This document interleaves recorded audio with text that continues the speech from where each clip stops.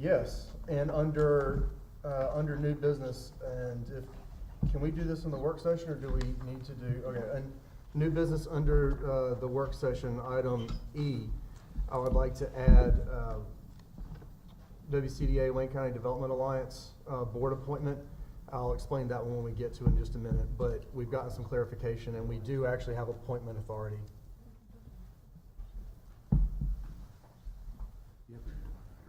So I want to get clarification. She's trying to write on me. Oh, okay. So as long as it's that, just making sure I wasn't completely out of order on it. So when we get to that one, I'll explain further.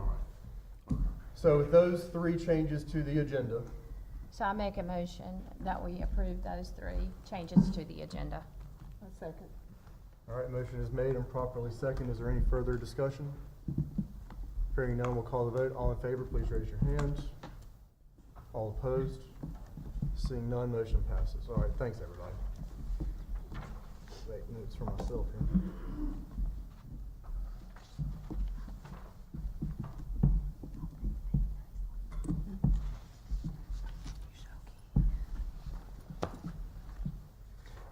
All right, we'll move first to old business, the merger regionalization feasibility and water reclamation facility expansion update.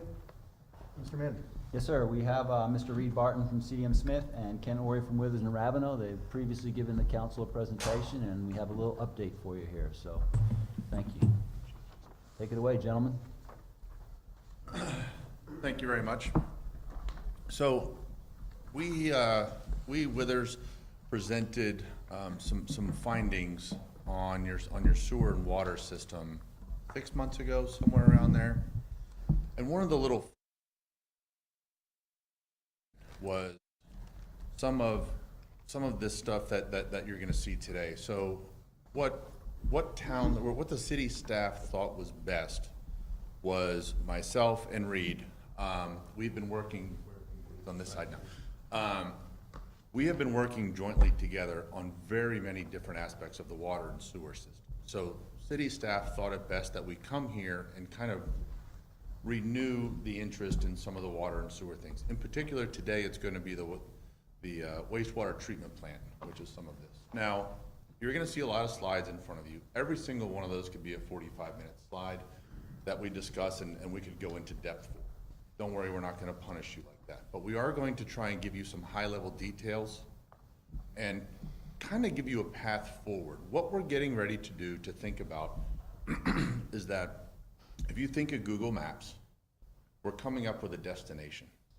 When you originally say, this is where I want to go, it gives you a bunch of different routes. You can avoid tolls, you can avoid highways, but eventually you're going to get to the same spot.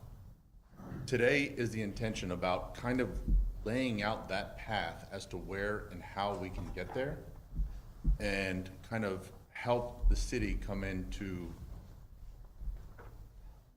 more prosperity, more growth, and to kind of take the city to the next level. So with that being said, if you want to go ahead and advance the slides. Oh, okay, I have the clicker. Right, this forward. Okay. So I apologize the titles didn't quite make it over, but this is just a quick summary of what we went over before. So you currently have 230 miles of gravity sewer main. That's where water flows via gravity. Then you have 19 miles of pressure pipe, which means that the water is pushed there. That is done by 26 different pump stations. You currently have a wastewater treatment plant capacity of 14.2, and that's million gallons a day. 11,600 customers, and you accept sewage from many, many different locations. Obviously, the Air Force Base, Wayne County, Fork Township, Fremont, Eureka, et cetera. So you have a very large system. Probably one of the, we're getting to the point where it's one of the largest ones in the state. And so you've started down a track. There was a long period where the city kind of struggled with its identity, and that actually kind of went into the sewer aspect as well. But starting in the 2018 and a lot of it before that, where they started gaining traction and working on their sewer, really got into the modern era about 2019 when you did your first collection system model. This is a digital twin, so we could tell you exactly when it rained, how much flow was going where, how much you were receiving from each town, each area, and we could really predict exactly the impacts on some of that and what was happening. 2021, the state came in, because we all remember that year so greatly too. But the state came in and said, all right, in addition to that, we want you to go out and double check and make sure that everything in your system is where it's supposed to be. Because we're gonna start looking at all these different regional things, and we want you to understand exactly what's going on in your system. Next thing you know, ta-da, Project Butter arrives. Luckily, because we did the model, we did the asset inventory, we truly understood what the impact of that facility was going to be, the impact it was gonna have on your system, and how we could suddenly make sure that we had capacity so that facility could be built here. Which was a really critical step as far as the city staff goes, because it allowed them to truly understand the power of some of this forward thinking. So in 23, 24, that's when CDM came in and they started handling more of the merger and regionalization study. And in the background of all that, you may or may not realize, but you've spent $13 million over the past 6 years just on maintaining what you have. And there's another $62 million that were outlined in that AIA, in that inventory. So $62 million is just the price tag so that when people flush, it gets to where it needs to go.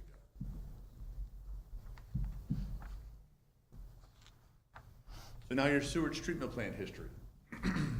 As I noted, it's a 14.2 million gallons a day, which is a lot of water.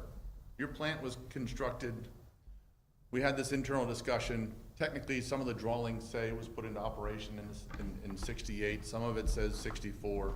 The bottom line is it was built in the 60s.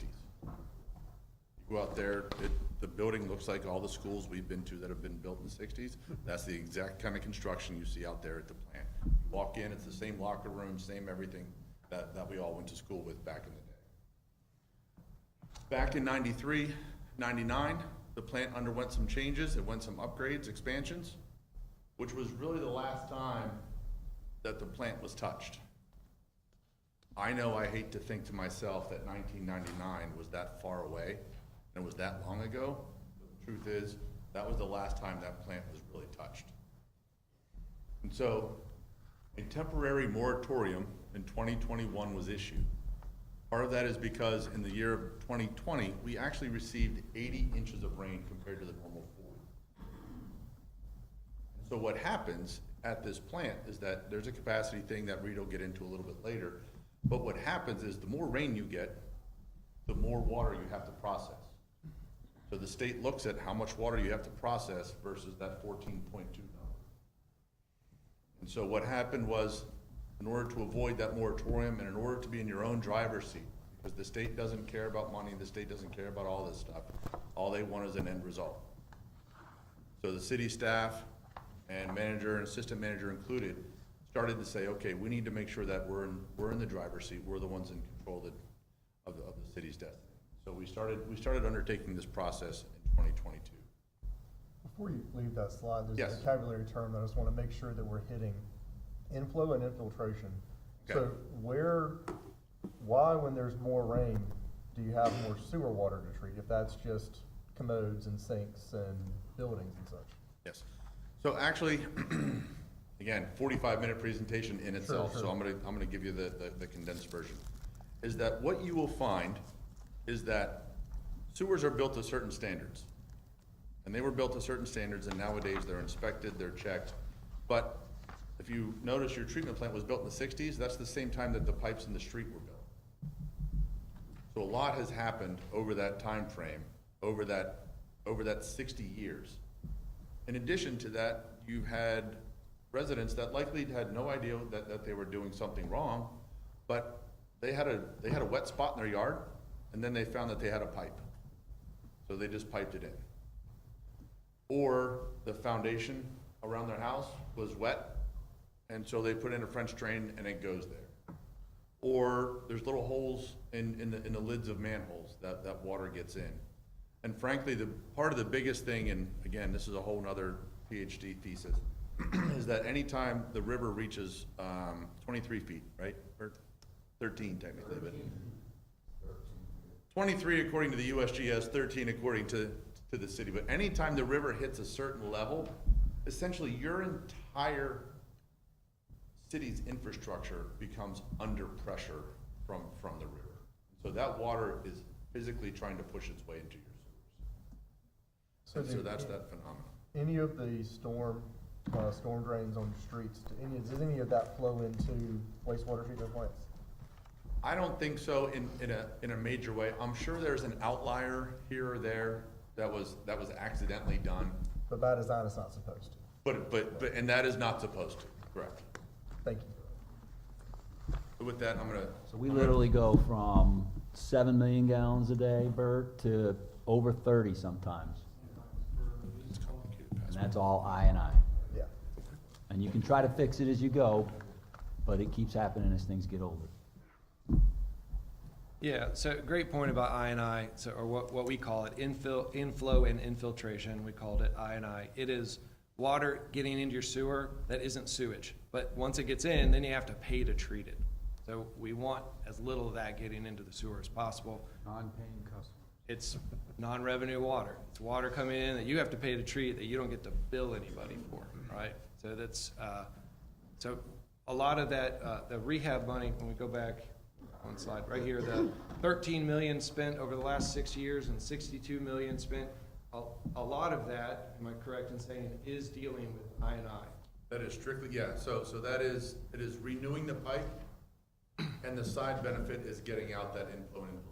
Now, mind you, you will never get to the residential part, because you're not gonna start paying to replace everybody's pipes, because those house laterals, those house pipes are just as old. There's been landscaping, all kinds of things on there, you know, so I'm sure those pipes are just as cracked. But that's a national issue, nothing that is unique to Goldsboro. That's right, that's right. So you put the pipe in the ground and you're hoping it's gonna last 100 years, but reality is after 20 or 30 years, you gotta reline it to keep it in service. But there has been $13 million, give or take, of effort spent battling I&I. Yes, and a large portion of the project butter actually kind of, and the next picture you're about to see is the fact, this picture here is the fact that this is your public works staff, utility staff, taking a boat out to a pump station that's underwater. I would just like to clarify one more thing, if you could. I'd hate to, but the point you just made, that what goes from the house to our lines can be totally under pressure and I&I, depending on how wet it is. And there's nothing we can do about that. Because everybody says, why don't you just fix your lines instead of expanding the wastewater treatment plant? Well, it's because there's a lot of lines that come to us that we aren't responsible to fix and don't know how much. All we do is charge them on the water they get, not the wastewater they give us. And municipal funds cannot be spent on private properties. Anyway, you just can't go in and fix somebody's roof. Their pipe is the same thing, just because, and so you have to make that decision. You know, there are towns that have gone out and they mandated every single home had to replace their lateral, and the entire council was voted out. So, I mean, that is more of a political decision than it is an engine. That's where we have the easy job, you know. Yeah, so keep questions coming. This is meant to be helpful and explain where us as consultants working for the city and the city staff are wanting to move with the direction we're wanting to go, but obviously that takes city council approval. So we want to answer your questions. We want to inform you on what is being recommended. We're not asking for any decisions today. Probably should have said that earlier, but we're not asking for any decisions from city council, but we are laying out a plan that has future decisions. So we want to give you time to think about it. So at the end of the last slide, the last bullet said that Goldsboro had began in 2022 in making steps towards expanding the city's wastewater plant. Your plant can currently treat a little over 14 million gallons a day at max capacity. So the state has a rule that you cannot go past 80% of the capacity of your wastewater plant without beginning expansion plans. So you're beginning design And by the time you get, this is what we call the 80-90 rule. It's in my second bullet. The 80-90 rule says, if you want to avoid being in moratorium, by the time you hit 80% capacity of your plant, you have to be implementing a design phase. By 90%, you need to be in construction. And that's because we don't have valves to shut off sewer. So we have to stay ahead of it, right? People keep flushing their toilets and, yep, thank you. So currently, where the city stands as of 2023, using 2023 numbers, 61% of your sewer is coming in on an average day. ADF is average daily flow. So 61% is already coming in the door. Commitments to mostly larger users like the Air Force Base and others take you up another 13.4%. That isn't always used in average daily flow, but it's committed on paper, so it's recognized as used. 8.4% of your permitted flow is projected to come in very soon, meaning that development designs are under review or committed to. And then there's a 3.5% that's in an industrial reserve. So if you add up those numbers, it goes beyond 80%. Thus, the urgency to be moving forward with expanding your wastewater plant and creating more room for the growth that's knocking on the door. So obviously, expanding the plant supports the city's growth. It also, because you're a regional plant, a lot of the towns that surround you rely on your wastewater treatment plant. It's really regional growth that's impacted by the city's sewer system. So about half of the county lives within the service area of the city. So if we just extrapolate that, about half the sewer, really it's more than half of the sewer is coming into the city. As Ken said, you're the biggest sewer game in the county, right? You have the biggest plant. You have the only plant with a surface discharge, and it's a very strategic position to be in. And I would say a lot of your neighbors are also eager to see what happens here because because their growth is tied to it as well. All right, so moving on. I'll probably taken a little too long. I'll pick up the pace. So there are 3 projects that we want to talk to you about today. That's the wastewater plant expansion. I'm going to describe it at a high level, and I'm going to talk about cost and funding and how long it will take to implement it. Also going to talk about the merger and regionalization study. We gave an update to the board on that in September, but we'll give another update and I'll share a little more about that, and also a regional master plan as the 3 projects. Okay, so the first one, the wastewater treatment plant expansion. So the city has determined that they want to do it in 2 phases. The first phase would be a 3.4 million gallon a day expansion. The reason for that being by itself is that the city already has a permit to take the plant up 3.4 MGD. So the permits to expand your plant take a long time to obtain. You already have that, so building 3.4 MGD makes a lot of sense.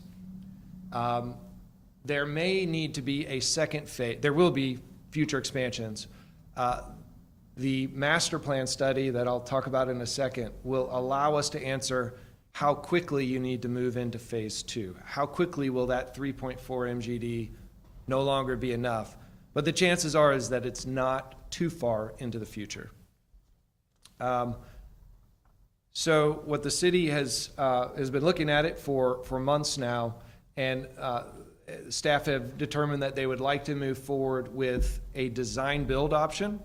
Design-build is a way of delivering projects where you procure a contractor and a design builder at one time and have them collaborate. Usually results in a quicker process, generally believed to be gives you a higher quality product with large complex projects. So I believe it's a good decision. What also needs to be done is a preliminary engineering effort to make a lot of decisions, a lot of big picture decisions on what needs to happen at the plant. So what I've shown here in the bottom are 2 costs. The preliminary engineering portion, we have a very good understanding of what that's going to cost, $1.6 million. The design build is a multi-phase process, And really, once we get into once a preliminary engineering report is done, you will know how much the full project will cost. Right now, we're carrying a rough range of 80 to 140 million. All right, so that's the wastewater plant expansion. So how do you fund it? Well, similar to lots of other projects that the city has taken on, the state, both the state, the federal government, and other organizations have opportunities for you to obtain low-interest loans, sometimes even 0% interest, grants, and so part of going after a big project like this is that you want to put every iron in the fire you can for raising funds. So $100+ million project is no small undertaking. The reality is that some portion of it, probably at least half of it, is going to have to be in the form of loans. But it is very possible to obtain grants and earmarks from the state to help with parts of it. And so the graphics you see up here are different agencies that have grants and loan programs that we'd be pursuing. And not just the state, but the Fed.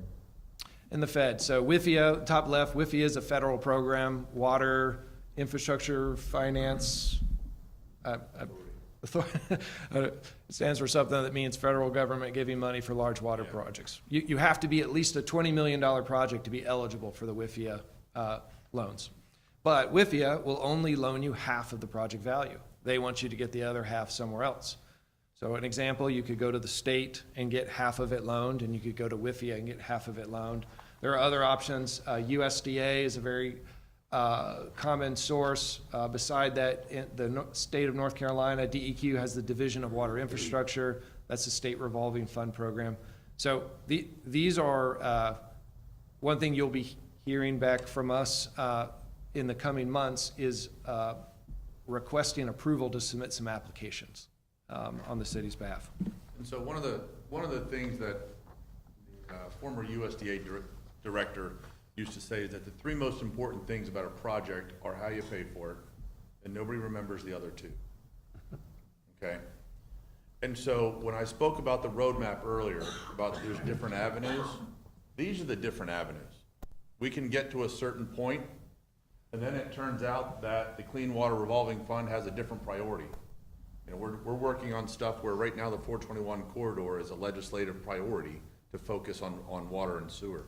There's nothing saying that 2 years from now there isn't a different funding priority or legislative focus on this region that opens up some doors for us for funding. So it's very important for us to make sure we continuously navigate and listen and work with the city staff to understand, because we may have to pivot, not from a project standpoint, but from a funding standpoint.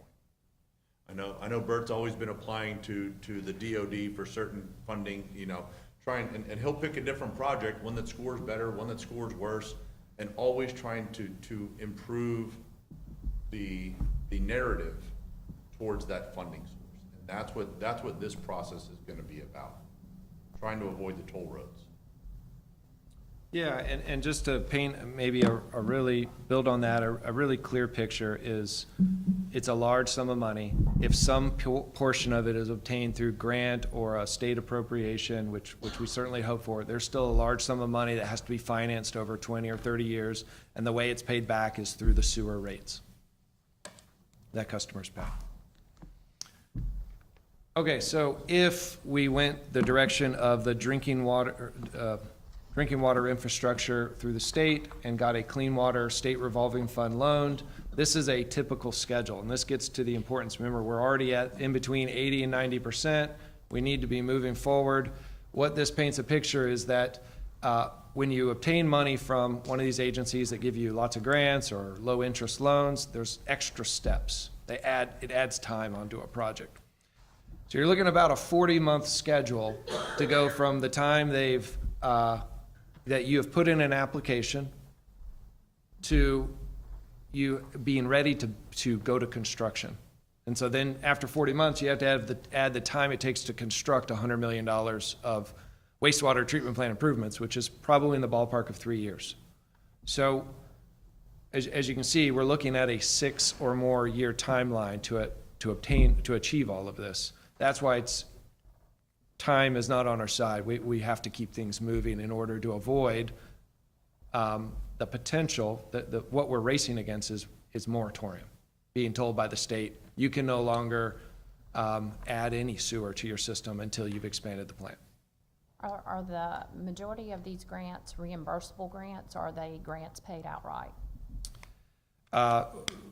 Everyone is a little bit different. The majority of them are, you receive, so most of them are not paid until you go into construction. So a lot of them you have to pay for the engineering up front. Once you go into construction, you are in a reimbursement period. So they will reimburse you for the expenses you've paid to date. They will also, every month when you get an invoice from the contractor, it says, I spent $10 million this month building. You take that invoice and you turn it into the state and they write you a check for it and you pay the contractor. Yeah. And technically, when it's a nuance, but it's very important in the state, is that it's called principal forgiveness. So if you take a loan for 30 million, they're gonna say, okay, you have a loan for 30 million, we're going to forgive 3 million of that. And that becomes your grant. Some instances, they say your grant is the difference in the interest rate between 0 and current market, right? So you can imagine that if somebody was gonna give you a mortgage, not at the 7% that's out there, but at 0, that's really worth something in real dollars to the person paying back that loan. So depending upon the agency, that grant takes different forms. Yeah, good question. Okay, so that's the wastewater plant. It's very important. It's very timely. The sewer's going to keep the level, the volume of sewer that's headed to the plant is continually growing, and we have about a 6 or more year timeline to get it expanded. So that's the urgency there. All right, project number 2 was called the Merger Regionalization Feasibility Study. So the city received a grant, I think it was about a year and a half ago. And that grant was to study regionalization within the greater Wayne County area. The grant was given to the city because the city is the largest sewer provider by far in the area and has, engineering staff, has the infrastructure to manage what is a fairly complex study. And so that study looked at, I wouldn't say every sewer system, but every sewer system that was wanting to be considered. It ultimately wound up to 6. It was the city, the county, Eureka, Fremont, Pikeville, and Mount Olive. So those were the 6 sewer systems that were included in the study. And it has been evaluating what does it look like for these systems to work together. Whether a subset of those 6 or all 6. There was a workshop in July. It was the first of 2 workshops. It was very, very productive. 2 members of the city's council were in attendance, as well as Mr. Livingston, and a number of staff, as well as their counterparts at those 6 municipalities. In that workshop number 1 in July, spent several hours dialoguing about what was feasible and what might be obtainable to the benefit of everybody. How could we work together? Currently, the way the communities work together is just interlocal contracts. Fremont has a contract to receive sewer from Eureka. Then they have a contract with the city to pump their sewage to the city's sewer system. So it's just inter-contracts. Because they are separate systems, the rates are not favorable. So the sewage rate that any one town charges their own systems versus what the next system charges for them to pass it to it is significantly different. So which is understandable. There's difference in tax bases. It's a complex equation. So the study was driven by the state. They provided the funding for it. And they said, we really think that these small systems throughout the state are going to struggle, or some of them even fail, as the example of Eureka, if we don't find a way to combine them and work together. The city has a robust program of owning and managing a sewer system. And so the state asked them to step forward and lead that. So the city commissioned that. In workshop number one, the group was able to narrow it down from, we started with more than 10 alternatives. They narrowed it down to 2 alternatives. The 2 alternatives were everybody, we consolidate all sewer assets under the city. So essentially, if you are signing up for sewer anywhere within those municipalities, assuming they stayed on board all the way through a merger agreement, you wouldn't pick up the phone. If you moved into one of those towns and you were hooking up to a new sewer, you would be calling the city and saying, I need a new sewer connection. That's option one. The other option was all of the sewer assets be moved into a new sewer authority. So those are being studied right now. That is, workshop number 2 is to dive into both of those options deeper, and that is scheduled for the last week in this month, in January. So invitation to any and everyone who'd like to attend that. It's an open stakeholder meeting. The idea is for everybody to come and hear and dialogue about the potential for merging sewer utilities within the area. It's very possible that not all 6 will want to move forward. It's possible that just 2 or 3 could just want to move forward. And that's what the study is meant to flesh out. Any questions about that? I have one. Yeah. On the particular, and he might get, someone, I'm sure could answer it for me. On the particular grants that we would be working with the state and federal grants, do they find it more favorable if you have MOUs in place with the other entities? Would that Yes. help with the grant funding? Yes. So if you were to enter into some type of regionalization scenario, even if it was just one, even if the city and the county decided to regionalize and the county said, you know what, we want the city to just start running our sewer assets. Our customers are now your customers, provide sewer in this area. That even qualifies as regionalization, and it does allow the city access to a lot more funding. Yeah. The state is definitely pushing, not like overtly, but they favor regionalization because you have less point sources for pollution. So it's better control, it's better on the environment, it's less costly in the long run. And just to educate myself, we don't have any of those MOUs in place right now with any of We them, have right? agreements with Okay. other jurisdictions to provide sewer treatment services. Okay. So it's sort of a regional system in that respect, but what he's talking about is full-blown command and control model versus a water and sewer authority. Look, the county has a Genoa system, a very small system, that they have people that take care of it. But we Okay. could do that for them. Okay, thank you. Yep. Okay.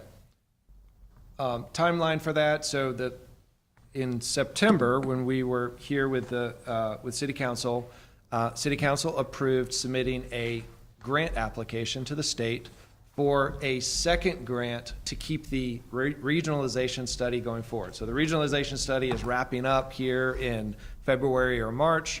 It will culminate in a lot of information, but for it to keep going, it would need more funding. So we've asked the state, hey, would you continue to provide funding so this could continue to move forward? We'll find out in about a month and a half whether that grant came in.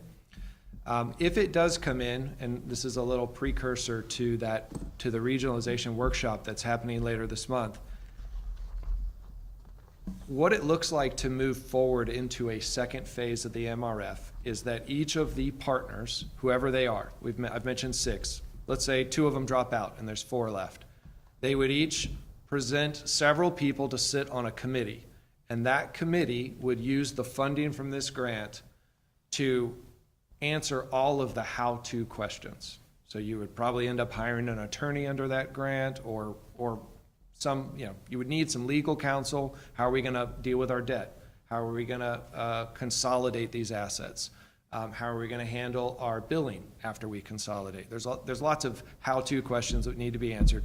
So if there is concurrence from some subset of the group to move forward, and this grant comes in, that would be the plan.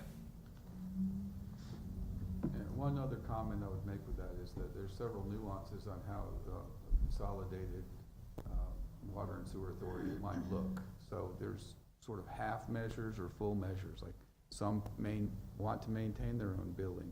And so there's a lot of details is all I'm saying, depending on what people favor.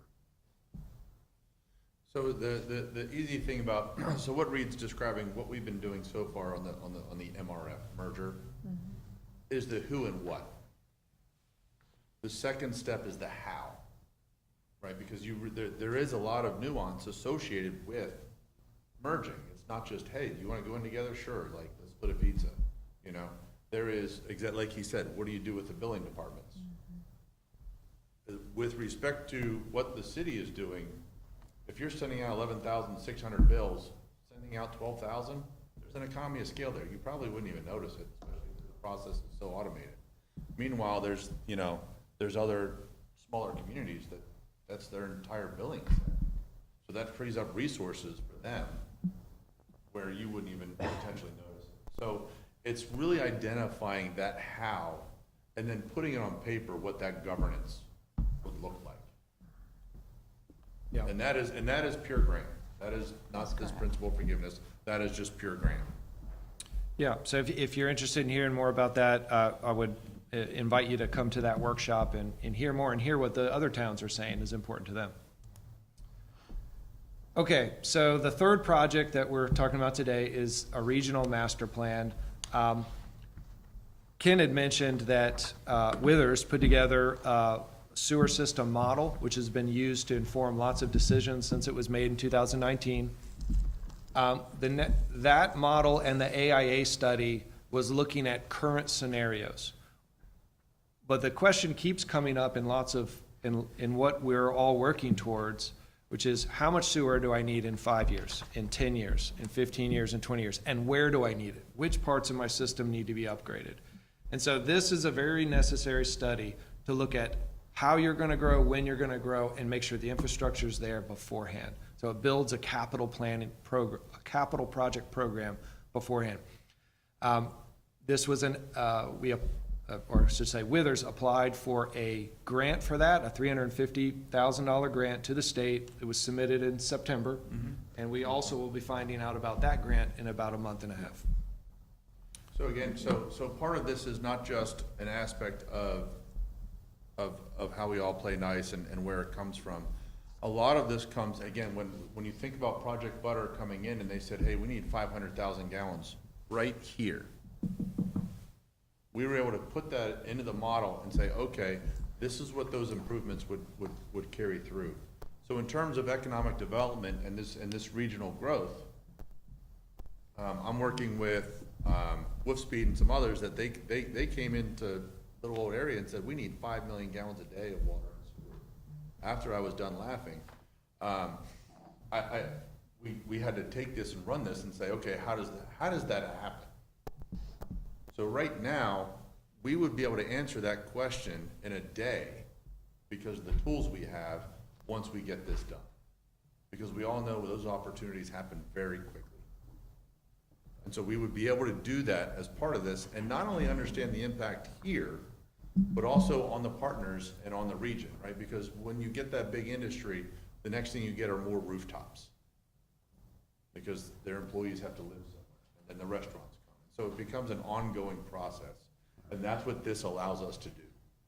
And again, this is pure grant because I know that's gonna be the next question because we're all focused. But this again is pure grant. And all of this was done in conjunction with the state. We didn't just sit here and say, how can we spend a whole bunch of money? This was all done in conjunction with the state supporting, helping us write this narrative. Because they understand this region and how it's growing. You want to do this one too? This is just the timeline again, so nothing happens lightning. We submitted back in October, technically late September. We'll find out in May. Then at that point, again, contracts, et cetera, but this is a 19-month schedule. So this really plays into it when you think of the plant expansion as that 40-month. The MRF was on an 18, 19-month schedule. So again, we'll be moving forward hopefully with the first phase, that 3.5, because we know we need that. Again, the moratorium arose because it rained a lot in 2020. We're supposed to get another couple inches this weekend. We had 8 inches last month, so suddenly that becomes a roller coaster. And I am not a fear monger, but moratorium isn't about stopping industry. moratorium is somebody wants to put an addition on their house, add one bathroom. It can't happen. One lot that you see, you know, there's, and growth is coming just because of the affordable housing. And someone's gonna wanna put a house right there, they can't because you're under a moratorium.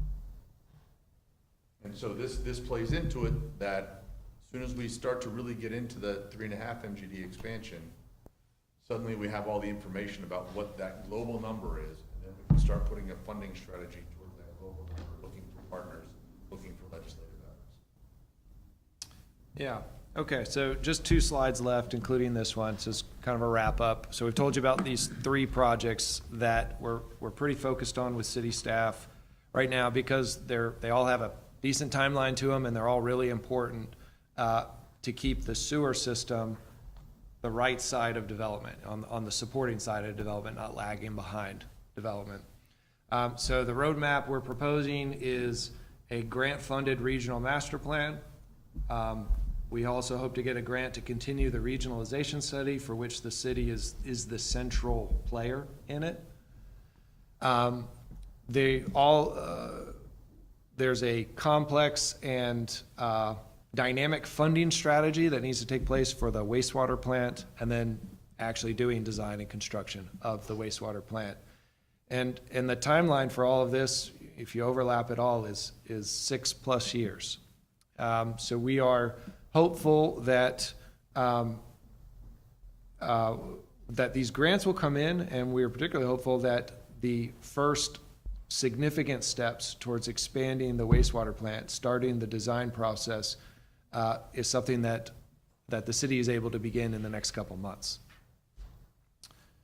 So, board action items, we're asking the board to consider the proposed plan to move forward with expansion of the city's wastewater treatment plant. Again, that was the 3.4 million gallon a day expansion initially. This is likely a $100 million plus project. So we understand that is significant. And we understand that it requires going forward with a little bit of faith that we're all going to be able to actionably bring out some grants and some partners to make this thing happen. We are proposing that start really as soon as possible. I don't know if Tim or Matt, if you guys want to comment on timeline at all. I know we're not asking for any approvals tonight. Well, I think the biggest thing is, we have had our staff look, and we've come to the decision that the best model for us is to do a design build. Bert has visited several plants, and so we'll be putting together an RFQ to sort of spec that out, what that looks like, and got a little team working together on what that RFQ looks like. So in a couple months, we can come back with that information for you to consider. Bert, have you got anything else to add to that? So one of the advantages, not to get up, but design build is a faster process, and one of the key things to think about is 100 million is a number. Actually, you know, we never thought we would have heard, you know, 5 years ago. But to save 12 months in a construction process at current inflation rates of 7%, that alone can be worth $7 million. 5 years. So you take that and you compound that. So that's time is always of the essence, but it's one of those things that it has a real impact. The process you choose has a real impact. Yeah. So I think at that point we are done with the last bullet here. Is I've said it a couple times. It's just that we're expecting those 2 grants to find out about them in a month and a half, and we'll certainly let the council know the outcome of that. So that's the information we prepared about those 3 projects that are all critical for the wastewater system expansion. And any questions, we'd be happy to try to answer them. Thank you, Ken. Thank you, Reed. Council, are there any further questions? I do have a question. Do we have a roundabout number of how much usage Seymour Johnson uses on a daily basis? Yes, about 400,000. Is that actual used or budgeted? That's their actual use. Okay. They actually have a 1.5 million gallons of reserve capacity that we're having discussions on whether we can get some of that back or not. Right. And where the discussions are with that, you know, where are we at with the discussions, we're trying to get some of that, if they're only using 400,000. They would prefer to see what is coming out of Seymour Johnson. Right now, we don't have a meter. We just bill them on the water we provide. So we are having a meter put in the next couple of months that will tell us what is actually coming to us, i.e. the I&I. I mean, it could be 1 million gallons a day. I mean, I don't know what that is. And so before they sell back capacity, we all want to understand what that is. There was some short-term monitoring done back in 2016, right, I think, where we saw that value fluctuate from 4 to 1.6 million gallons a day, depending upon the level of rain. But they've also undertaken some projects, I understand, some of They did get money a year or two ago to work on their infrastructure on base to reduce that I&I, but That was gonna be my question, is where were we with the meter? So I'm glad we're getting close to getting that done, because we can't really. it's under design. I think we get it hopefully in the spring, right? Like March timeframe. Yeah, that's an important piece to the puzzle. Yes, that will help us certainly, hopefully in the near term, if you will, to help us bridge to the 5 or 6 year point where we get more capacity. But that's up to them. They may not want to get back any capacity. Council, any further questions? Perfect. Gentlemen, thank you so much. Thank you. Appreciate your time tonight. Thanks, guys. Next item on the agenda is a parking plan update. Mr. Livingston.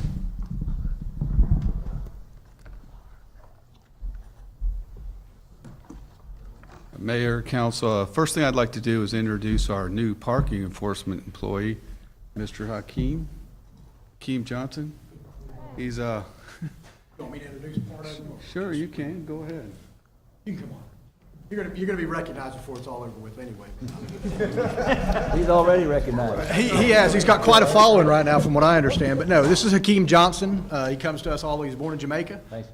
He graduated from Sunset, Florida, I believe it was, high school, 2019. He was in the Marine Corps for 4 years, and now we are very fortunate to have him with us as our police support tech.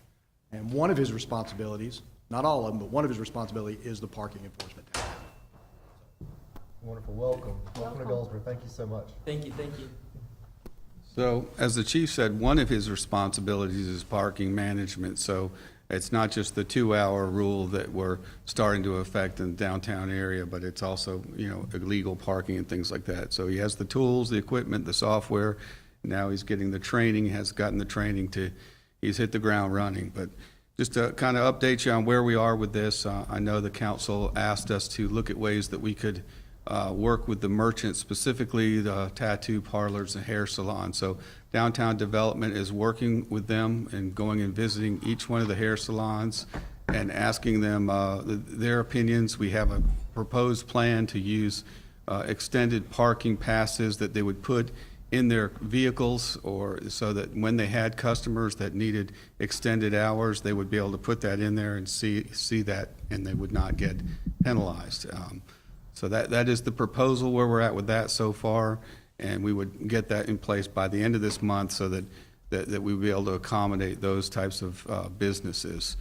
The software we've got is up and running. We should be getting some training, in fact, tomorrow on the hearing module, because the traffic committee, which there's 6 of us, I'm on that panel, to hear appeals for folks that feel like they've been wronged.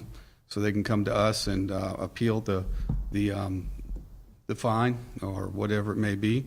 I've taken a look around as the effect of this is taken, and I'm seeing a lot more spaces available on Center Street. So then that's been different from the last, say, 2 or 3 weeks ago. So I think it's starting to see, and that was the effect that we wanted. We don't want employers to have their employees park out on Center Street. And I understand there's some issues with that, with people maybe not feeling safe or whatever, but there is ample off-street parking. Our own employees can use the John Street parking lot.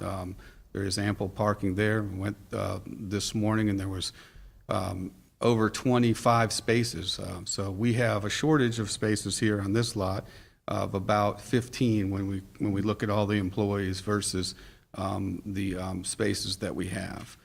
But that's pretty much where we're at. We've written a lot of tickets, but we haven't find anybody yet, and not really ready to start doing that till we feel like we've got everything in place and working the way we feel like it needs to work. This is a soft rollout, and our job is to try to figure out what's working right, and if something's not working so right, we might need to tweak it some.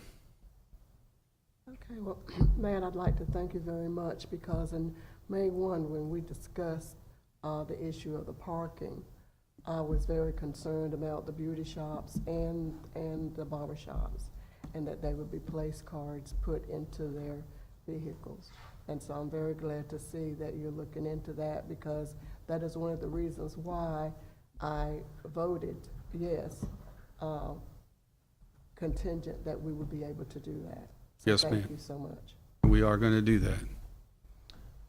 I have a question.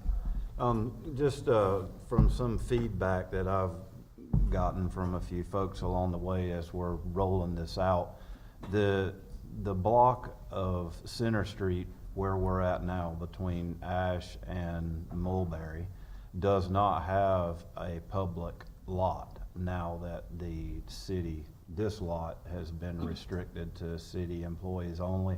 Has there been any discussion possibly with available property somehow or another of possibly having a public lot on this block? Because the concern seems to be, from the feedback I've got, that employees that work on this block do not have a parking lot or an off-street lot to park in. So just curious.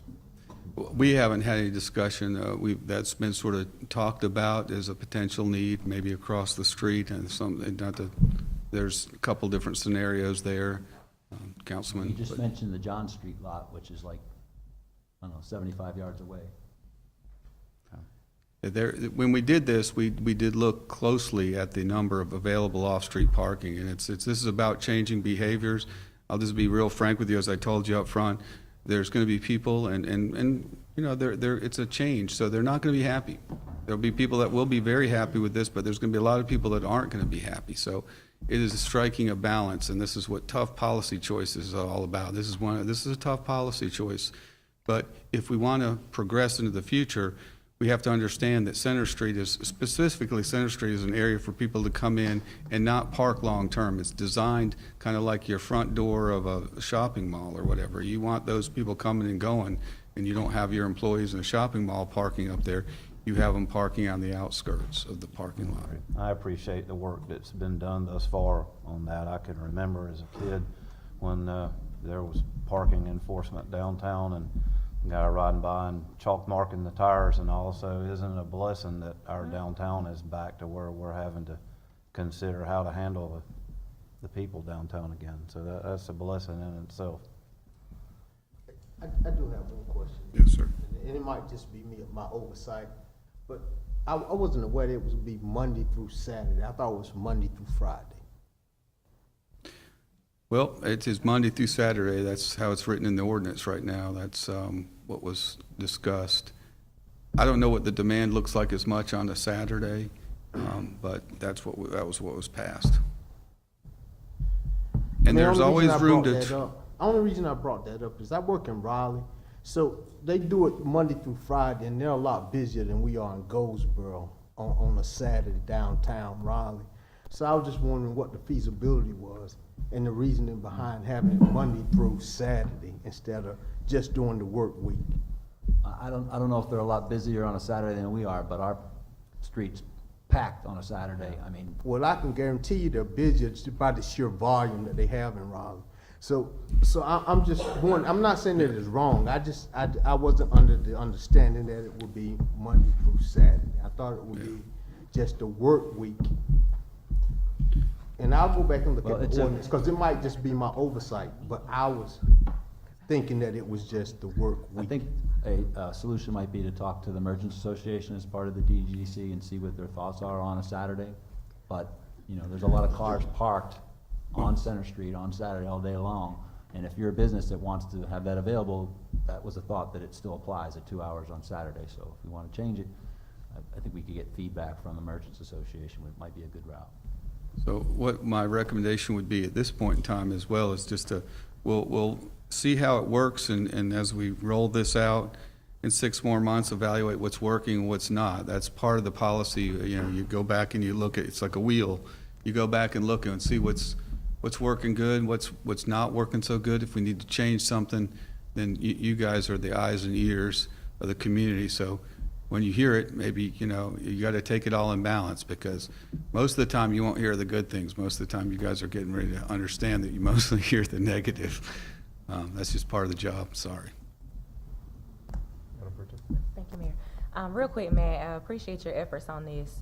I heard you mention that the downtown development is going to approach the salons and the barbershops, but I'm hoping that they approach all of downtown businesses with the opportunity to have that accommodation for their customers, because at any given time, someone can be in any of our shops downtown more than 2 hours. So I don't want us to be exclusive to just them. I hope that we can approach all of the merchants downtown if they would like to offer that to their customers. Well, I'll certainly try to get that to happen, you know, but our first one is working with those and see what the needs are, the ones that have definite needs for that. But yes, ma'am. So we should include the wellness shop downtown too on Walnut, if we're gonna do the tattoo shop, because I'm thinking if I'm going in for a facial and a body massage, I may be there a little longer than 2 hours. Right, and those services that require greater than 2 hours, I think we need to look at all those. So, and I know there's a couple other ones out there. I'll talk to Greg about that. I just wanted to have a face-to-face conversation with these merchants so they'd understand and we'd understand what their concerns are. Let them know what we're planning on rolling out. Any further comments or questions from council? All right. Thank you, Matt. Thank you. All right, next we'll move to new business during the work session. We have a CALEA presentation. Chief West? Chief West? Good evening, Mayor and council members. Before we roll into it, it's going to be a brief kind of CALEA presentation, but before we do that, I have another new employee to introduce to you, our new Accreditation and Planning Manager, Megan Styron. And I'll read a brief resume from her. She's shy and didn't want to do it, so she told me to do it. So anyway, Megan Styron, she's been with us since December 13th. She comes to us from Greenville Police Department. She was their accreditation coordinator for 10 years, from 2013 to 2023. She has a bachelor's degree in business administration with a concentration in management. She's a certified accreditation manager, also a certified Power DMS professional. Power DMS is the document management system that we use, and it is predominantly used for CALEA and accreditation. She's a certified, she's a mentor for the North Carolina Law Enforcement Accreditation, a technical assistance program. I don't know if you've heard, but the state of North Carolina is also doing an accreditation process for a lot of other agencies. She's a mentor for that program. She's also a CALEA site-based assessor. Site-based assessors are the ones that actually go out to these agencies when they go through their reaccreditation to visit and to look at their facilities and look at their standards on scene. She's currently the president of the North Carolina Law Enforcement Accreditation Network. That network is comprised of roughly 137 law enforcement agencies across the state of North Carolina that are currently accredited, whether it's CALEA accreditation or the North Carolina Law Enforcement Accreditation. So, having said all that, we'll roll into a video and then we'll do a PowerPoint with questions. But again, just wanted to introduce Megan Styron, who is our Accreditation and Planning Manager.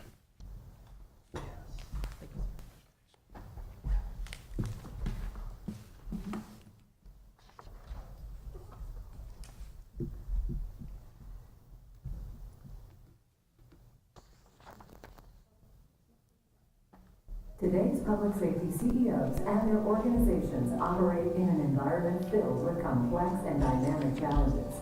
These include budget cuts, fluctuating crime rates, legal decisions, technology considerations, and a range of other contemporary issues that can be difficult to navigate successfully. Fortunately, CALEA provides a strategy for public safety organizations to meet these challenges and demonstrate professional excellence. As the gold standard in public safety, CALEA has been recognized as the preeminent accrediting body in the field for nearly 40 years. Programming includes law enforcement, public safety communications, campus security, and public safety training academy accreditation. CALEA accreditation can assist your agency to achieve positive outcomes by providing progressive public safety support based on reviews from professionals across the private, public, and academic spectrums, as well as identifying organizational risks, service gaps, opportunities, and comprehensive mitigation strategies. Leveraging support from accreditation networks for peer-to-peer review and for the sharing of best practices.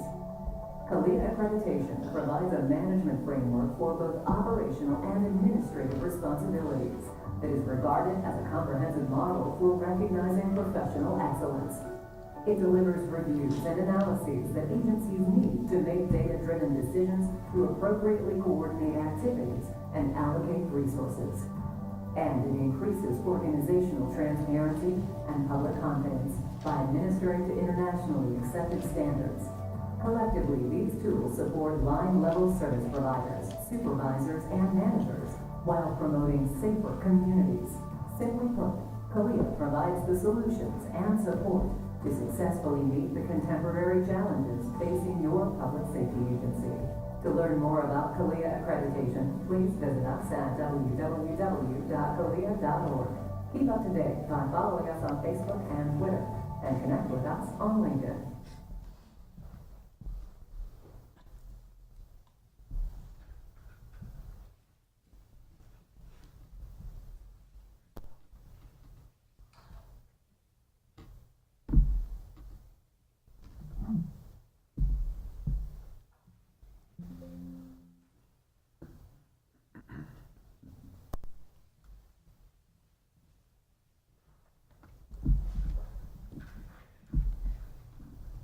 Good afternoon, everybody.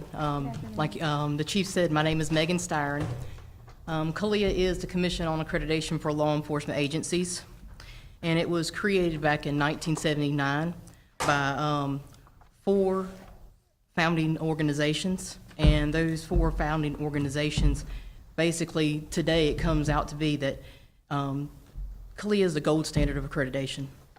It sets us apart from other organizations and agencies throughout the United States and in North Carolina because we voluntarily contract with CALEA to bring industry subject matter experts into our agency to review our policies, our practices, and our procedures annually to make sure that they're basically looking at things annually to judge them against the best practices that they have already set forth. This process encourages a continual evaluation and analysis of the operating procedures within the department and to ensure that we are constantly striving to into public safety excellence. The purpose of accreditation and CALEA is to improve the delivery of public safety services, primarily by maintaining a body of standards developed by public safety practitioners. And it covers a wide range of, thank you. Oh, You did it. Dang. Apparently, I'm having Oh. vision block, because I was sitting Well- looking at it, I'm like, we're supposed to be. Oh, there, it's the Okay. second one. It's still on the first one, yeah. minding my own business. You're fine. So the purpose of accreditation is to prove service delivery for public safety with primarily making sure that the governing body provides a body of standards and develops public safety by public safety practitioners, covering a wide range of updated public safety initiatives. And they do this by establishing and administering accreditation processes and recognizing the professional excellence. There's 4 different programs that they have: law enforcement, communication, training academy, and campus law enforcement security. And the goals and the benefits for accreditation is to strengthen crime prevention and control capabilities, embodies the principles of community-oriented policing. It formalizes essential management procedures and requires a greater accountability for the chief and the managing departments. Also, it establishes fair and non-discriminatory personnel practices and improves service delivery. solidifies interagency cooperation and coordination, increases community and staff confidence in the agency, and strengthens the agency's ability and accountability within the agency and throughout the community.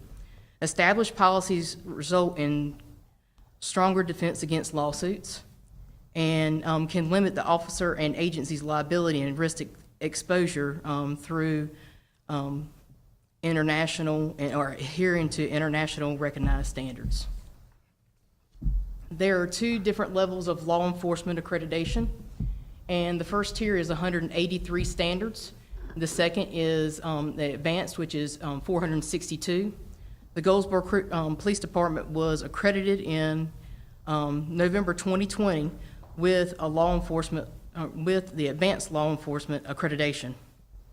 Compliance means a continual process. Each year, we are reviewed on an annual basis, and every one of the standards must exhibit proof of compliance. During the review, it is done through Power DMS, which is what our Power DMS is our document management system, and the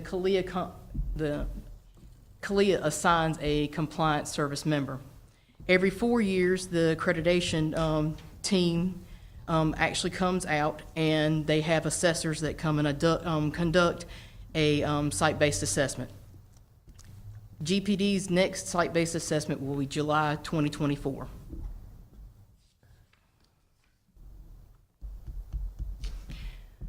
Under the advanced law enforcement accreditation, it consists of 26 chapters and 462 standards. The Goldsboro Police Department is responsible for 33 chapters consisting of 353 individual standards. An important thing to know is CALEA is not a investigatory body. However, they do encourage public comment through the public portal. A link to the public portal for the Goldsboro Police Department is located on our homepage for the the Goldsboro Police Department webpage. The portal has been available for public comment to submit commendations and concerns to the CALEA in reference to the agency's compliance with CALEA standards, community engagement, service delivery, and the overall accreditation status. The intent of the process is to support a continuous improvement to the pursuit of professional excellence. A confirmation receipt of the comment will be provided by CALEA to each participant. However, no additional response will be provided. Are there any additional questions about the CALEA process? I'll ask one. So any accreditation or any set of standards or any overall plan can either live on a shelf or it can live in the operations and the habits and the muscle memory of the department. And I'm seeking metaphor, but I think you know what I mean. What do we do as a department? What do you do as an executive team to make sure that the standards are actually ingrained in the operations and not just simply a set of books on a shelf? Well, first of all, we build a culture. That's the whole thing. You build that culture within the department with a great management team that they had prior to me even coming on, and having that them adopt that culture, and kind of it flows down through the organization. I can tell you, coming in, there were a lot of people who said, when we first started, I was apprehensive. However, we see the benefits of how we were able to go through and look at and get feedback from our management, and through, feedback all the way down from when I'm training the new hires. I say, kind of look at it like this.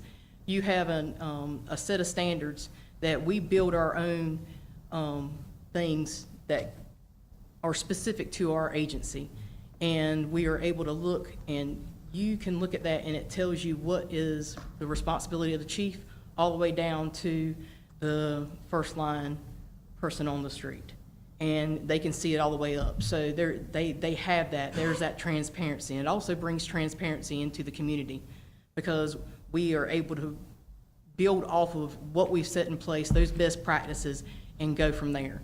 And it's a continual process. So as we do the continual process, we're constantly evaluating ourselves, looking at those trends and going through and making sure that we're addressing those things and listening to the community, listening to our officers and finding out what's going to work best for us. I think also what works for us well is that the officers also participate and they're part of the process of developing these policies, meeting the standards, writing it. We do annual reviews. Back when I started, we had SOPs and general orders in place. We typically didn't review them or revise them until we had an incident pertaining to that policy. But with CALEA, you're doing yearly reviews of all your policy. The officers are involved. All the officers have to sign off, read the policy, sign off on all the policies. They're part of the process. And then also what I like about CALEA is it allows us to do reports, annual reports, for incidents that officers are most frequently involved in, whether it's use of force, stuff like that, to where we're constantly reviewing it. And officers, again, are part of that process. So it's just, it involves the whole agency. It's not just the department head, the chief, that throws these policies out there and has the officers sign off on it. So it's all involved. Thank you. Council, any other comments or questions? Hearing none. Thank you. Thanks, Bestie, and welcome to Goldsboro.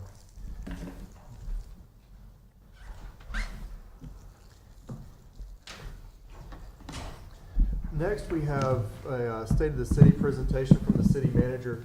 So there's a couple of reasons that things are on the agenda, and I'll address that in my closing comments this evening. But this is something that originally was put together for the State of the City address several months ago. However, this is a new council. I mean, I'm the mayor. I've only been on council for a couple of years. We have other council members who have been up here a little bit longer than me. But by and large, this is a new council. And I want the council to start being exposed to the terminology, the benchmarking, how things have worked. And now ultimately it'll be up to us to turn the knobs and shift the levers and put things where we as a council see fit. But I asked Manager Salmon to come in front of us today and give that State of the City address that frankly he only got 8 minutes to do last time, so he kind of got gypped. And so this will be his chance to actually get the presentation out this time. So thank you so much. Yeah, in 9 minutes apparently. But you can take more than that. Take 12. You know, whatever you need to do. Okay. No problem. 18 slides, 12 minutes. So I got lots more than last time. You can do a lot more than 12. It's all right. It's necessary. Well, Happy New Year, everyone, Mayor, council members, citizens. It's great to be here in front of you and provide this information. As the mayor stated, we did this in November. The slides have been updated somewhat since then, and there is also information on budgets for the current budget and future budget to help you with decision-making going forward. So I'll get started here. Lots to do in 2024.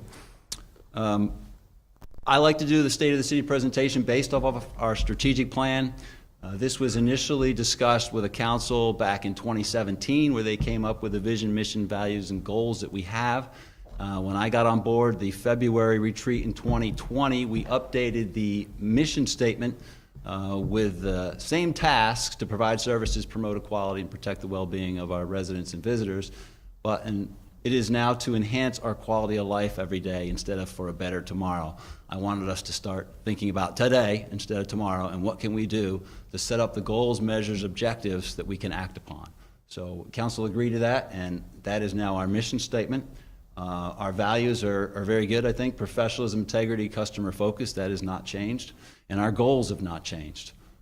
If you look and do research on strategic plans with any other city, you will find many of these goals to be out there in either these words or different words, but essentially model for excellence in government, a safe and secure community, strong and diverse economy, exceptional quality of life, and racial and cultural harmony are our current goals. And what this staff did, the department heads, myself, Octavius Murphy, who will be talking to you a little bit more on your special session on the 18th about the strategic plan.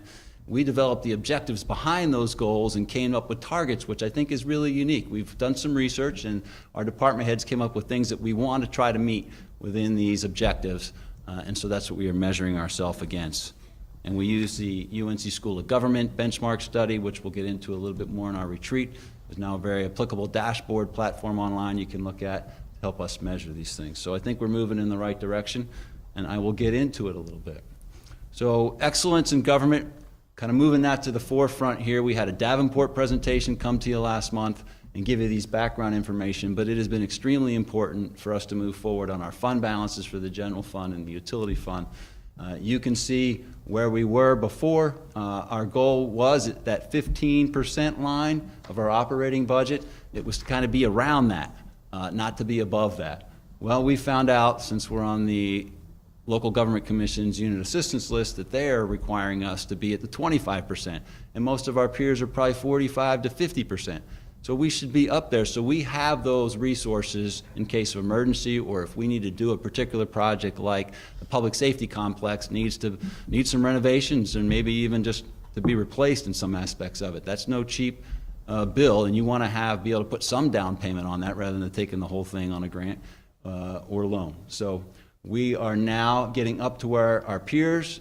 We went from 4% in 2020 and about $1.4 million worth of fund balance to now $12.2 million. That has been largely enabled by an increase in taxes and fees and cutbacks in spending and the ARPA and everything else that's rolled into this. But I think once we get our audit done for 22-23, we will then, after, be off the LGC unit assistance list and may be able to move forward. For this is a very strategic decision that council made on what our minimums are, and in the future, maybe we want to bump that up to the 25% line with the LGC, but we can talk about that at a later date. The utility fund liquidity, cash and equivalents, again, similarly, we were down around 30%. We then set a goal of 50%. Now we're up over 125%. We're getting to where our peers are, which is what we want to be able to do, especially as we consider some of these projects to sustain our water and sewer system. All right, so this is a slide that was presented by Catherine in November on what our operating results were for 22-23. It is unaudited and modified accrual basis, which Catherine explained at that time. But you can see the fund balance will increase because we had a net increase of $4 million in the general fund and I think 6.5 in the utility fund. Now, all that is not unassigned. There are projects in the work, but I think our fund balance, when you see this next audit, will go up even more, which is an important consideration. So that's why I put this slide in here. Okay, another aspect of excellence in government, which we do not necessarily measure, is a lot of the Citizens Academy we've been doing over the last few years. We've got tremendous feedback from the people who take part in that. Lots of them are on our boards and some of them are on our council members right now. We did an inaugural 2023 Candidates Academy class with 12 graduates to give people an opportunity that were running for office to learn more about the city so that when they got into office, they could essentially step in at a lot faster pace than they might have otherwise. Lots of good presentations from the department heads on that, and I highly encourage anybody who wants to learn more about local government to take us up on this in the future.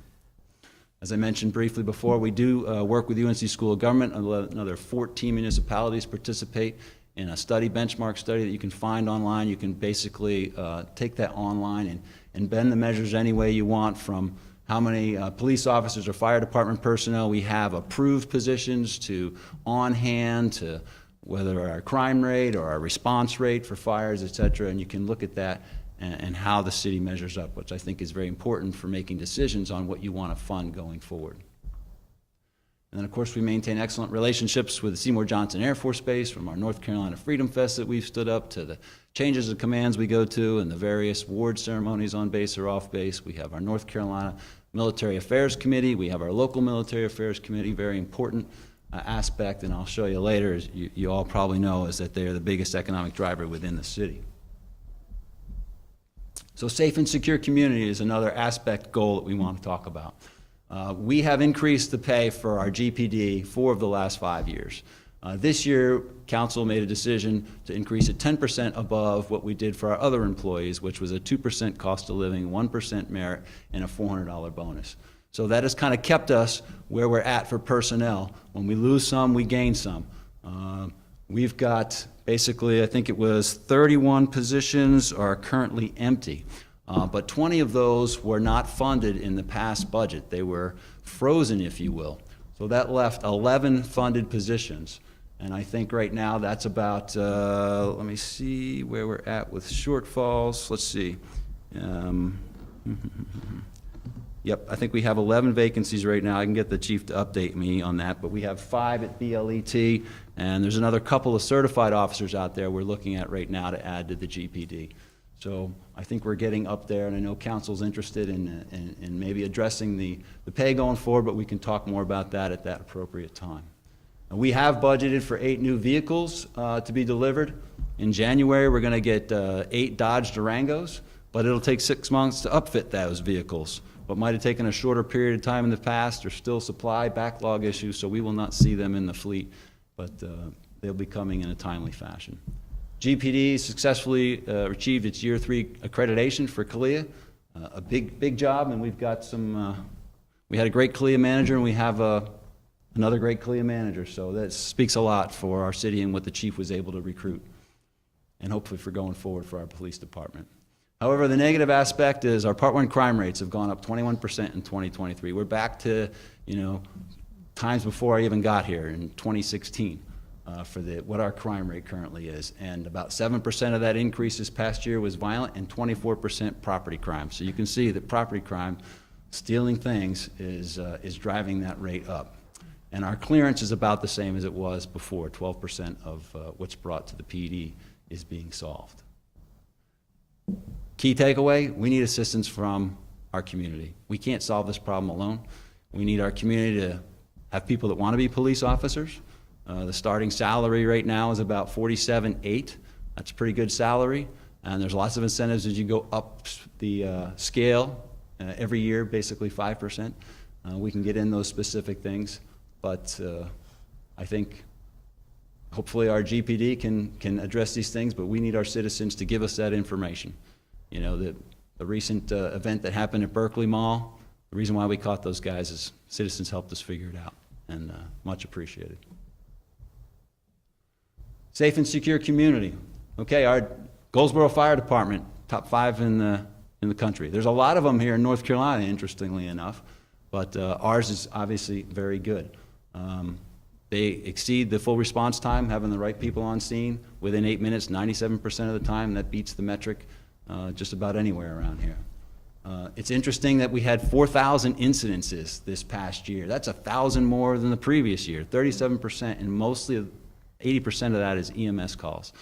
So, Chief, thank you, and your people for doing all that, and I'm sure our public appreciates it, but they are busy. And we've got a new Quint coming. That's a laddered truck that'll be here for $1.1 million. We ordered that about 1.5 years ago, and that will show up here in January. So that will help with our apparatus readiness for the fleet. Quite often we've been down to just enough vehicles. Sometimes we had to use our brush truck, and sometimes we had to borrow from other communities. So hopefully that'll help. And of course, our GPD and our GFD do lots of stuff with the community. From raising money to having coffee with a cop, it's all important, and we thank them for that. Okay, part of the safe and secure community is providing good water. 100% of the time this past year, our standards were met.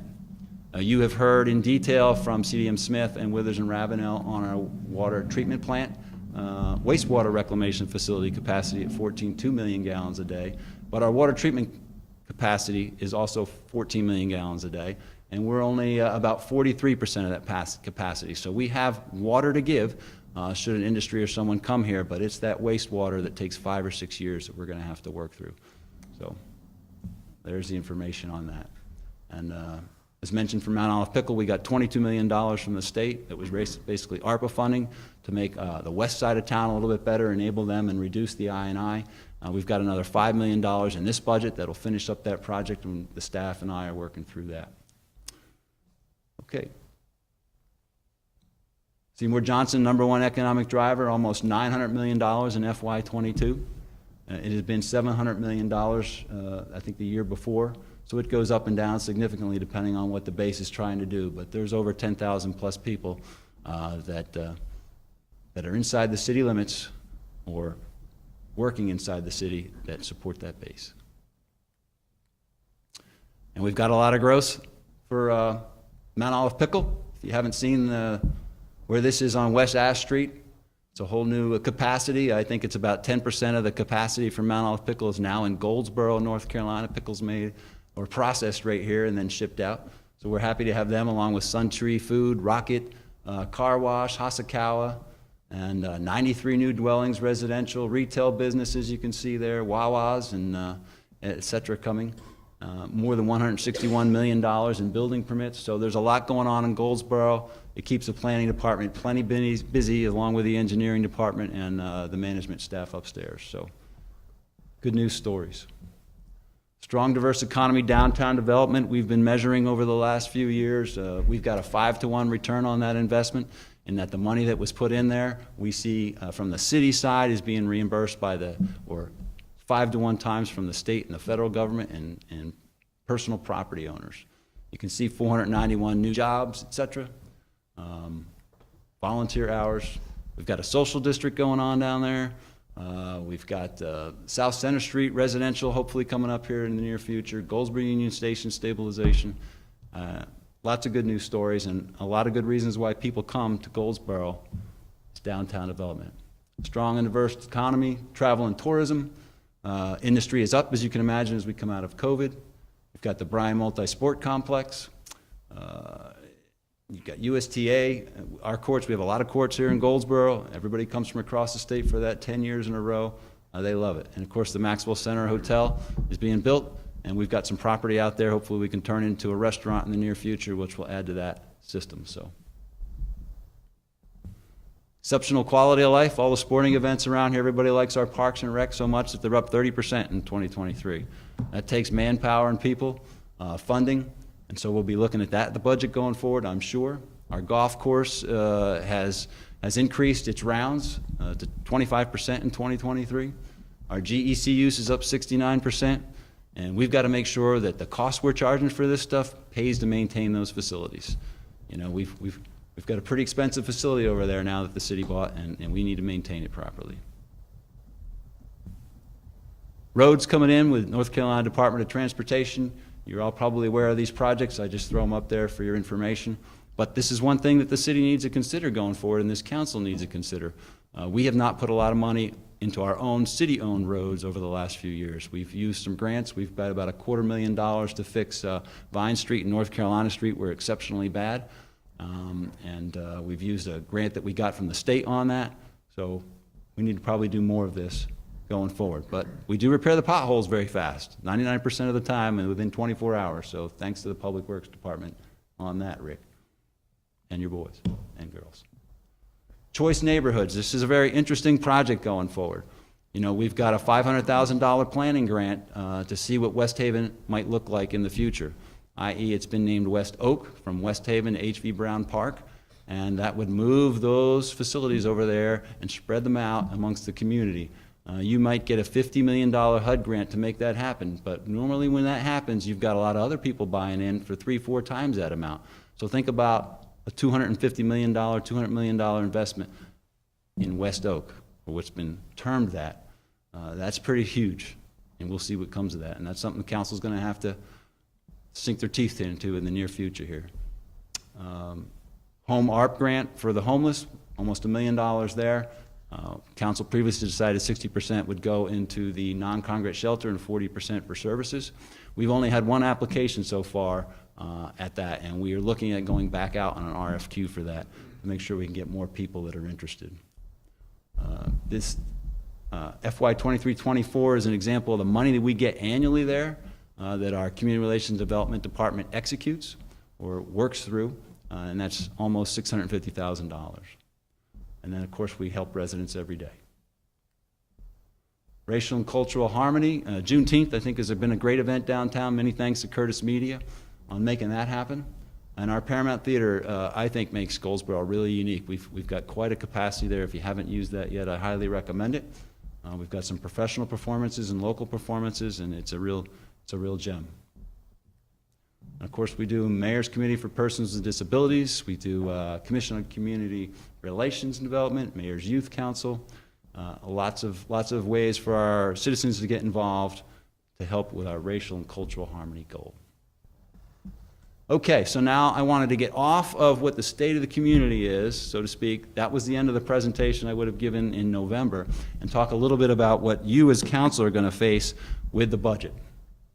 So the budget that was passed this year pulled $1.5 million forward from fund balance to help make ends meet. And we had that because of ARPA funding, $8.8 million in the past. Okay, but you're going to have to fill that gap or find cuts otherwise to make that happen in the future. And I will tell you, and you can talk to many of the department heads, we have made cuts already, and there's not much fat to cut. So we'll talk a little bit more about this in a second, but $1.5 million is no small amount to make up. Pay raises already for the GPD and the GFD are another $750,000 that will have to be added in the next budget that did not go into this budget, but come out of lapsed salaries, i.e. vacant positions. You've got a $2 million for rolling stock and IT equipment that we put into this budget. And we cannot take any loans right now, so we're coming from fund balance to make some of these things happen, or we don't do them. You know, we've already bought a $300,000 truck for Public Works. Rick's probably going to come back in the near future, and that was for a leaf truck, and tell us now we need the garbage truck for, instead of $300,000, $400,000, because he wants a one-arm, I believe, is something we'll have to look at. But we don't have to talk about that right now, but he's going to come back. What's that? It's a need, it's a, right? Or we don't pick up garbage when the other ones break down, but those are things we have to come out of fund balance for without the loan. We've got the police cars that have been ordered. That's about $500,000 plus that we're going to have to come out of fund balance to fund without that loan. And then the $600,000 in IT equipment, we probably can push that right into the next budget cycle. I have talked with the IT director about that, but most of that is to replace the MDTs, mobile data terminals, on your police vehicles. So when you push something right, something else that was going to happen next year gets pushed further right, because the IT department can only do so much at a period of time.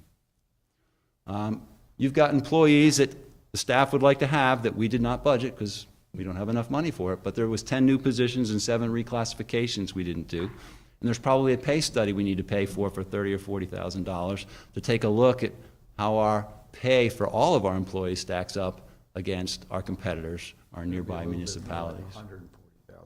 What's that? The study will be more like $140,000. Bernadette, what did we ask for in the last budget that we didn't do? 40, right? So it depends, I guess, on to what level of detail you want to get down into, but we can talk about that in the next budget cycle or in the retreat in February. But I think it's an important aspect, is not to just focus on, while we know we have supply and demand issues with PD and GPD, Rick will tell you he's got issues too. And other departments have issues too. So we've got to consider all that holistically, and a pay study would be a good aspect to take a look at. Facilities, the public safety complex we briefly talked about could be a $2 to $3 million fix or more. We did not, Fire Station 3 relocation is something the chief would like to do. That's right there at the corner with Williams and Paytown Road. It's not a good place for it to be. And as we expand west towards Rosewood, we probably need to move that facility to a better location. That's probably a $2.5 to $3 million building. Should we choose to do that? It's a 55-year-old building, I think, right now. So work to be done there. And of course, Herman Park Center, that building hopefully will be torn down soon, but that was an $11 million project. That's probably more like a $15 million project today. In my mind, that while that's important, we would like to have that. Some of these other projects like the public safety complex and maybe the moving Fire Station 3 might be more important as we move forward, but we'll have to consider all that. Projects and equipment not budgeted. Again, street paving we didn't budget for. Chief would like to have another fire engine so he doesn't have to ask other departments to borrow their fire engine. That's a $0.9 million investment. More IT equipment, another one-arm trash truck, chiller for the city hall. We were going to try to put that in the next budget, get another year out of it, but we had to do it this year because it broke on us, so we're going to have to pull from fund balance from that, and the council decided to do that. So lots of different things to consider when we get to the retreat, and I'm sure the department heads will brief you thoroughly on them. That's just the general fund. Then you go to the utility fund. As mentioned by our engineer consultants, You know, we've got $100 million TBD on the wastewater reclamation facility expansion. The wastewater treatment plant, we thought at one point in time that 70-plus-year-old building was starting to show some leaks along with the basins there, and then we had a study come, engineers look at it structurally and said, no, that can last you probably, they wouldn't give us a time estimate because they don't know how long it's gonna last, but it didn't need to be fixed or moved within the next couple of years, hopefully. So we'll probably end up pushing that outside of the 10-year capital improvement plan, and hopefully it will last that long, but that's a significant bill, probably another $80 to $100 million if we want to do that. And then we did not budget for $8 million Phase 3 sewer. We were hoping ARPA funding would pick that up, but that will be one of the CIP items going forward that we have to do little by little over the few years. We've got a $2 million worth of the UV system that needs to be upgraded. And then you heard from our consultants about $62 million total of wastewater asset inventory assessment and $29 million of water just to maintain our current system. So that's just over 10 years. That's why the rates had to go up. And that's why we need to keep them going up. Okay, so how do you pay for all this? Well, in the general fund, I think we need to consider the property tax. Our property values are about $2.6 billion here in the city of Goldsboro, and that has not changed much. I've got a slide I'm going to pull that Catherine has previously presented here in a minute. But essentially, if you charge 1 cent per $100 valuation, that raises just a little over $250,000 for every cent.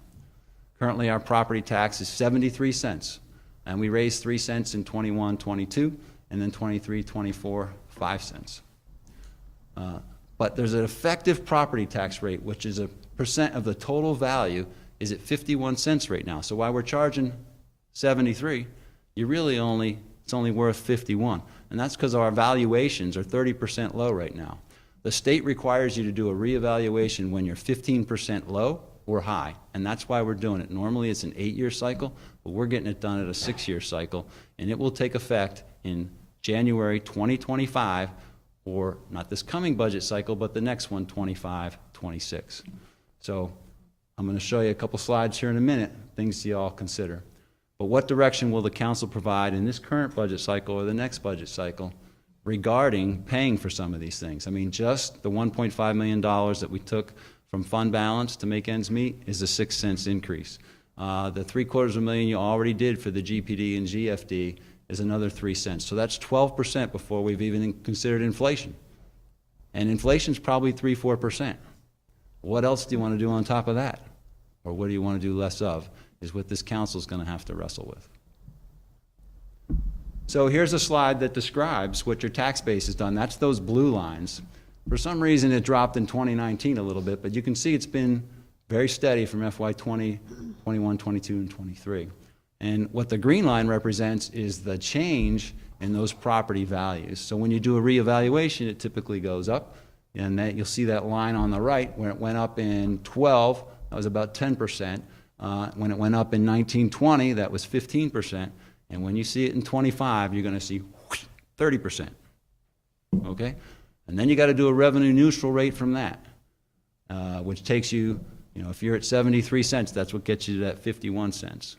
Well, okay, here is what I pulled from the North Carolina Department of Revenue over the last 20 years, examples of the city and the county actual and effective tax rates.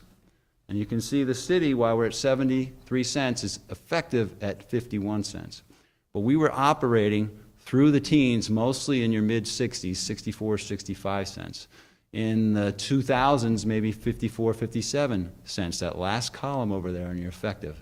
And in the early 2000s, you were at 0.46. So in the last 20 years, we're almost as low at your property tax rate as we have been since I pulled this data. Something to consider going forward when you want to pay for certain things. And how do we compare to our peers? Well, I pulled this information too from FY 23-24 comparisons. And you can see we're at 51 cents effective. The county's at 52 cents effective. The lowest is probably Greene County, Snow Hill, and the highest is probably Duplin County, Mount Olive. Where do you want to fit with those peers? hopefully that's informative to help your decision-making in the near term and in the next budget cycle. Happy to answer any questions. Yeah, that was about a half an hour this time. So, council, obviously, this is our first time seeing this particular presentation, but it's important, and this is the first meeting of the calendar year, last I checked. Yeah, this first meeting of the calendar year, and it's important to go ahead and get some reality in front of us, because there's things that we all desire to do. There's agenda items that each of us has, that each of us brought to the table, and I look forward to working with every single one of you to make those things happen. But I wanted to make sure that everyone had a realistic picture of where we are and where we're going to have to make some hard choices. So I appreciate your time. Are there any questions as everyone is digesting this kind of the first time? Just a comment. Go for it. In the interest of time, since we're running short of time here, and we're going to have all this come back before us for our next meeting, so I can keep questions and stuff then, but I absolutely agree. It's as we start peeling back the onion and looking at some of the things that the various department heads have communicated with their wants and needs. Of course, we're all well aware of the police department's needs as well as the fire department's needs, but it's just mind-boggling almost to see the needs for each of the departments and what they really need and how we, and I don't think it's worth dwelling on how we got to the point that we're at with equipment needs and salary needs and things of that nature, and it all costs money. That's exactly right, and it's a very, very good presentation, and it's only the tip of the iceberg. When we start taking apart the onion on the other departments, there is going to be some, and I would say some tough decisions to be made, but I don't think it's going to be very tough. It's going to be, particularly with the ARPA funds that come, and there was some Band-Aids put on some stuff with that fund, those funds. That was great, but it's fixing to be time to pay the piper with the next budget cycle. Thank you for your presentation. Yes, sir. One of the things that you can do as council members is work with your county commissioners and lobby to change to a 4-year revaluation cycle. As we start going into a growth mode in Wayne County, this is one of the things that really hurt us in not being able to fund a lot of the projects. It's also harder for people to adjust to major increases in their property if over 8 years it hasn't been assessed. So that's sort of a best management practice that we would probably strive to achieve one day. Any other comments or questions on that presentation? Perfect. Thank you, Mr. Chairman. I appreciate that. Next, we have an added item. That was item E. It was a WCDA appointment. Each of you will likely remember this sheet that we had in our binder at our last meeting. At that time, the top block here, there's the council appointed boards. There was one that had previously been on there that I asked to be removed because we could not validate it without some conversation if we had actual appointment authority as opposed to merely a recommendation style authority. And so we have since then validated that we actually have appointment authority to the WCDA, the Wayne County Development Alliance Board. And after some conversation, I would ask that the council move forward with appointing Councilmember Boyette to the WCDA board, and that has to be done by motion, of course, but that would actually be a voting member of the WCDA board, and then we can add it to our sheet again for full transparency. And that was me removing it because I did not know if we had actual appointment authority or merely recommendation authority. And now that we know, I'd like to move forward with that one. I move that we move forward with appointing Councilman Chris Boyette to the committee, the WC. I'll make a second. Okay. All right. Motion has been made and seconded to appoint Councilmember Boyette to WCDA board. Any further discussion? All right. All in favor, raise your hands.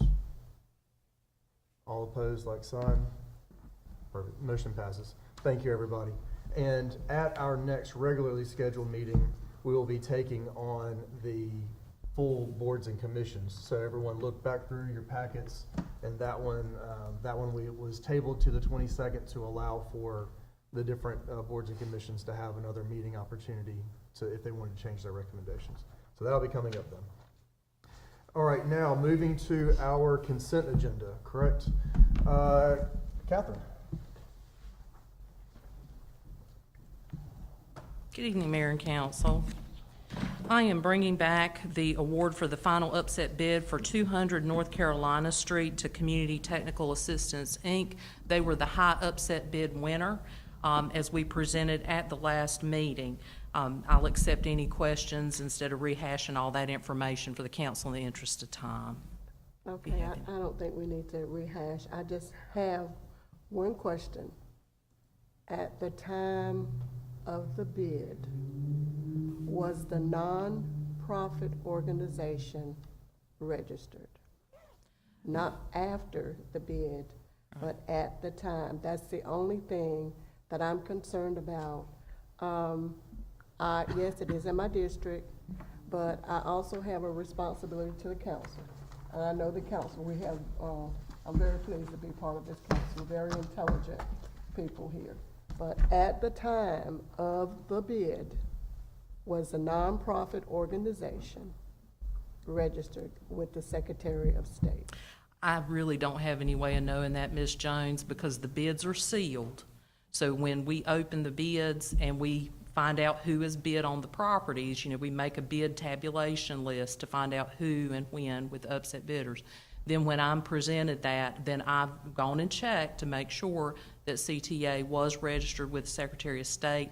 They don't have, or maybe I don't know how to research that type of information.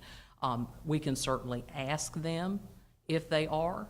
But like I said, at the time that I checked, which was within a week or two of receiving the final upset bid, they were registered with the Secretary of State. And I would say it typically takes a couple of weeks at least to get it. So I can't imagine that they wouldn't have been registered with the Secretary of State at that point.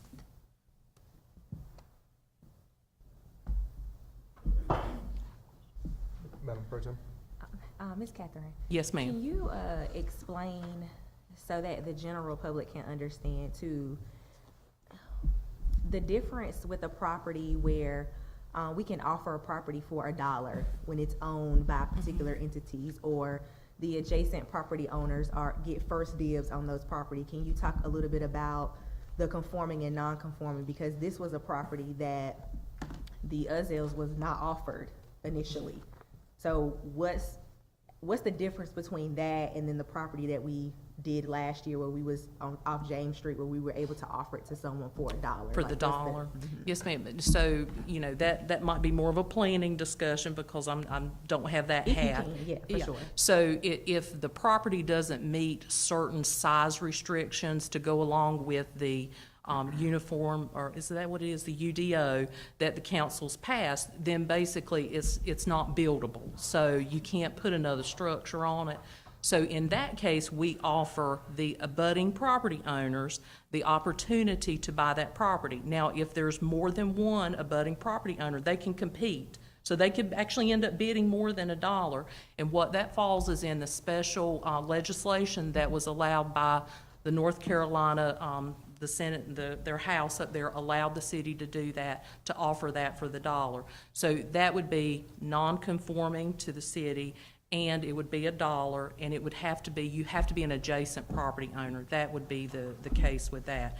Now, with the county, when we have a city-county-owned property such as this, what the county has implemented, their procedure is they require that the city, before we send it to them, that before when the council accepts an upset bid and said, yes, we want to sell the property, then city, you must go and tell every adjacent property owner that the property's for sale. And that's done by our planning department. Once that is completed, then my department completes the actual advertisement and then lets the public know through the newspaper that the property is for sale on upset bid. So then anybody could bid, not just the adjacent. But at least it does give the adjacent property owner notice. Does that help? Council, any other comments or questions? as this is part of the consent agenda, will this be, do we need to vote now or hold it on as the, all right. Thank you, Catherine. Yes, sir. Thank you, Ms. Catherine. Do you No, need- this is the final upset award. Yeah. Okay. All right. Item D. Okay, and then my my next item is brought back a second time, and this is to amend the contract for the audit services for fiscal year ending June 30, 2022. At the last council meeting, the council requested some additional detail from the auditors as to what the extra time element was. I thought that they did a good job. They presented the council with a formal letter responding to the additional work. And again, you know, when you look at it from afar and I step back and look at it, I, you know, realize, wow, we did have a lot of extra things. And a lot of these you have to think about, we had a lot of capital projects, we had a lot of debt projects, we had fire trucks, we had like 4 different ARPA projects that we did among several things. So we had a lot of extra things on top of, there were, as they mentioned in there, they gave you a breakdown of the different items that kind of took some extra time. So we're bringing this back to council for approval so that we can get the final contract approved, because we can't move on to 23 until the 22 is actually approved. So if you have any questions, I can try to address them. If I cannot, I can get in touch with the auditors and ask them to provide some additional explanation for the city council.